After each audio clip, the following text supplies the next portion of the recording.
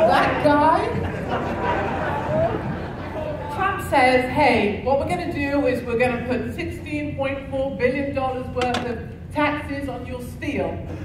What does your guy do? Oh, well, we're going to retaliate. We are going to take retaliatory measures, and we are going to put taxes on bathroom toilet roll paper. That's what he did. That is your guy. He is so disappointing. He has to be in all of the cockwaddles I've ever met in my life. He is the biggest of the lot, and I've met a lot of liberals. Now, as for you, Scratchy Pants, you small little woman, I pity you. I pity how it's going to be for you at lunch break. Frankly, I don't see it going well. Yes, Scratchy Pants. I always think people like Scratchy Pants are rather like vaginal itching.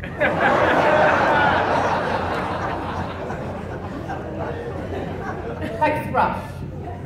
Bloody irritating and equally hard to get rid of.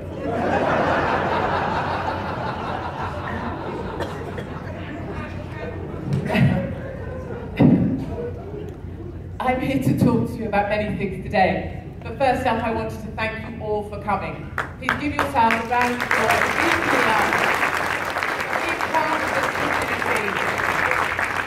It's a big part of a network that wants to support each other.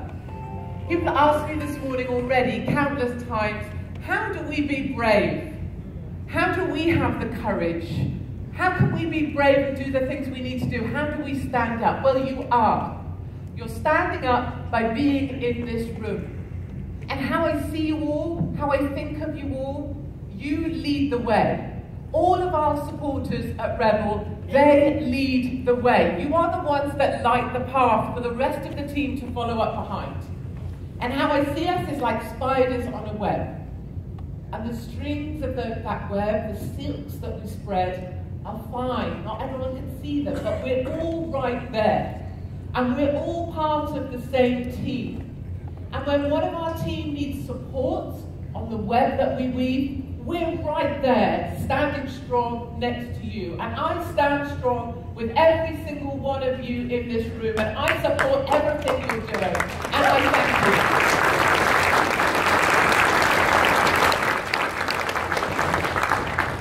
you. You will know that in my country, and my capital city, Afghanistan, we have a little bit of a jihadi problem. Because we decided that whilst we stop our journalists at the border, we stop your journalists at the border as well, and whilst we throw some former journalists from Rebel into prison, what we would like to have in our country is 462 returning jihadis from Syria. Because that's a really fine idea, isn't it? Not only did we invite them back, we gave them free council housing as well, and free school places. We said, come, we welcome you back. We embrace you. Now I've got a question for you. If you're a jihadi and you're called a returning jihadi, that's a little bit of a misnomer, isn't it now? You were supposed to go to Syria and blow yourself up. But you failed. So you're not really a returning jihadi, are you? You're just a bit shit at your job. So my question to you, Mr. Returning Jihadi, a bit shit at your job like Scratchy Pants with a vaginal itching, is... Right, David. I've got my personal laugh machine on stage with me, just to massage my ego. If you're a bit shit at your job, you probably want to kill yourself. But there's the catch, right? Because you were crap at blowing yourself up in the first place, so you have to live with it. The other thing I noticed about jihadis and our Muslim brothers and sisters of the more extreme perversion of the Islamic faith, they have schools where they separate girls and boys. Girls like me, who were told, as I was told in Dearborn Mosque the other day, I need to go to the back. They let the boys out to play first in our schools in the UK, in Muslim schools, because boys deserve to go first. But they haven't really thought this thing through now, have they? Because they don't allow boys to learn biology. They don't want their young sons to know about the things they need to know about. And the trick here that they've not realised is that when they blow themselves up, they get 72 virgins and they're not going to have a bloody clue what to do with them. The jihadis have got it a bit wrong. But joking aside, I've spent a lot of my time now going to no-go zones. Places Trump talked about. He said there are no-go zones in Sweden. And what did the media do? They laughed at him. They said he was a joke. They said he was lying. They said there were no such thing. And guess what? All of a sudden it turns out, yes, there are. I went to those no-go zones in Rinkeby in Sweden. I like saying that word, Rinkeby.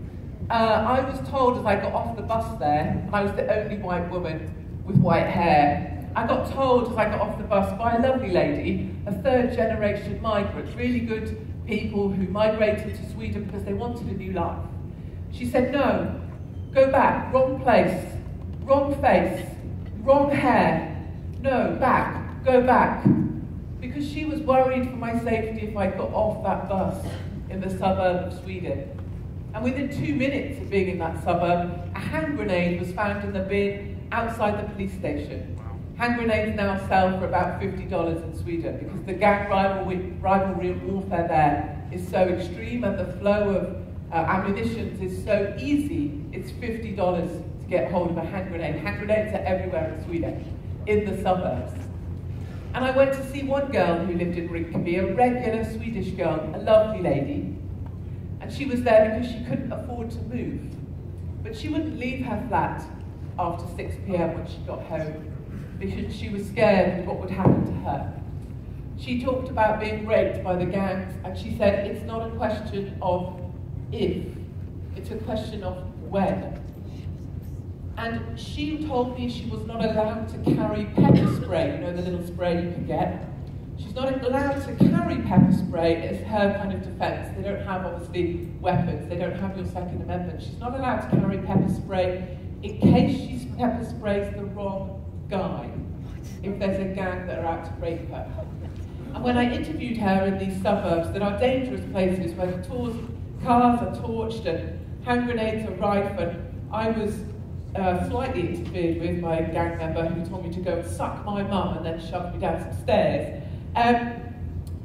She is frightened to show her face, not because of the gangs, but because of the Swedish feminists who don't want her to speak out against the Muslim immigrants in the country. And that's part of the problem, is that women always speak out. Western feminists have never been so disappointing. Their willingness to defend their ideals of multiculturalism override everything else, including the rights of women to be safe and not be raped.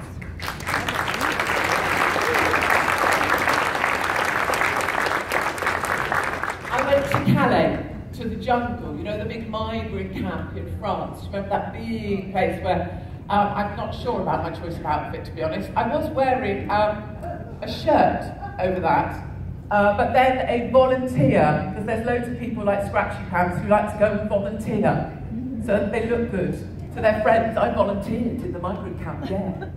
I gave out food. I asked one volunteer, I was like, what's your job?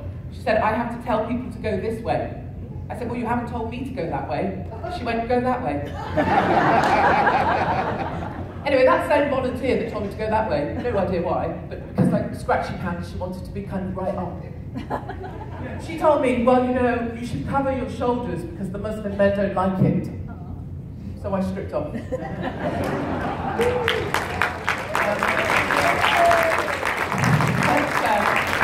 guy behind me looks a bit sinister. I do appreciate that.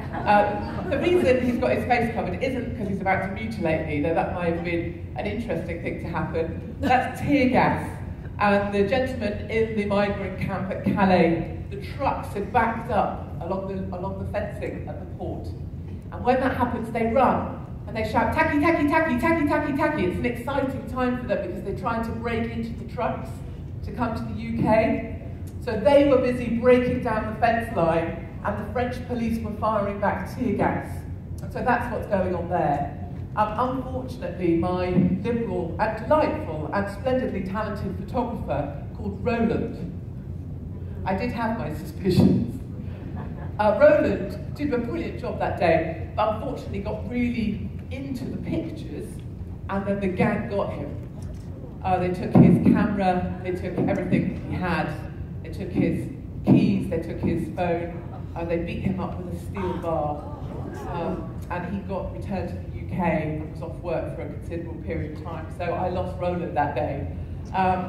So that's Calais, and the thing I learned from Calais is that you may imagine people come to start a new life. You may imagine migrants come to these countries because they want to start afresh.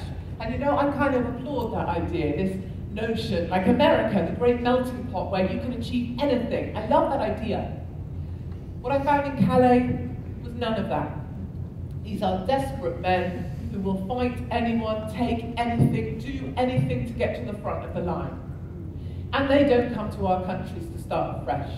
They bring every single old hatred and every single old tension with them. I found one woman with a child, a proper child. And I went back to find her in the camp the next day after we'd sent Roland home to recover. And I was looking for her in the Afghan area. She's the Eritrean lady. And they said to me, "Why would you look here? This is the Afghan area.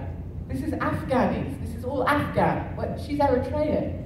And I hadn't even thought about it. But the old divisions, the old hatreds come right with them. The Eritreans hate the Afghanis who hate the Somalis. And when I eventually caught up with this Eritrean lady and her small child, who I'd seen on the road the night before, dressed as just this little boy, I wanted to know more about their story, and I went into their little sleeping shed. And it turned out the little boy wasn't a little boy at all. It was a little girl. And I asked her why last night on the road, when they had tried to get into the trucks, why was her little girl dressed as a little boy? And she said it's so the men won't try to take her away from me at night. And that's the sort of environment that's going on in that camp at Calais that liberals will have you believe is full of admirable young people who deserve to come to the UK because they just want a fresh start. Well, I can tell you from first-hand experience that's not how it is. And I'd like to end my time here on time because I'm like Ezra, I try and do what I'm told.